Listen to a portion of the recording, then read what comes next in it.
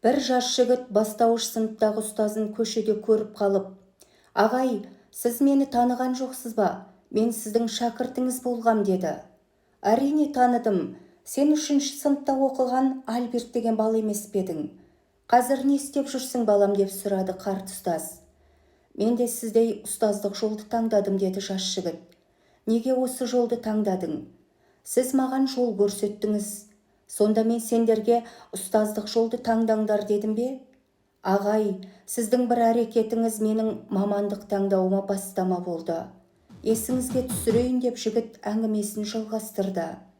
«Бір күні біздің сыныптағы бір оқушы әкесі мен анасы сыйлаған өте әдемі сағатты тағып мектепке келді. Ол сағатын шешіп партаның үстіне қойып кетті. Мен де сондай әдемі сағаттың болуын армандаушы едім. Қызыққаным сонша сағатты парта үстінен алып қалтама салдым. Бір кезде бала сізге келіп жылап сағатының жоғалғанын айтты. Сіз бізге бұл баладан сағатты кім алды? Қайтарып беріңдер дедіңіз.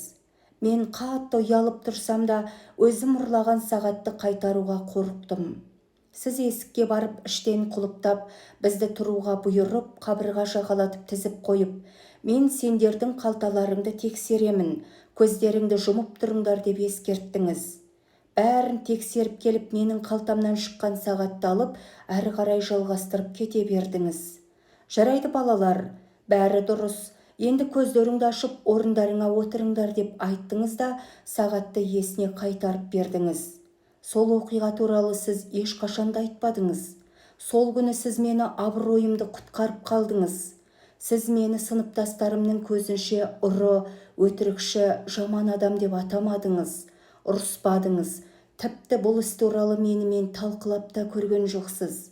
Сіз сонда үнсіз қалғаныңызды шынайы тәлімгер болғандықтан, әлі пісіліп жетілмеген кінәсіз жас шәкіртіңізді ұяттан құтқарып, ізгілік танытты деп түсіндім.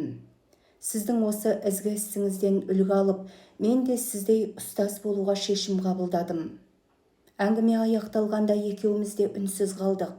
Ақырында жас ұстаз: «Сіз бүгін мені таныдыңыз да, бірақ сол оқиға туралы тағы да ештеңе демедіңіз». Сонда қарт ұстаз күлімсіреп: «Себебі мен де көзімді жұмып алып, сендердің қалталарыңды тексеріп жүргенмін. Қайсың алғандарыңды шынымен білмедім» деген екен.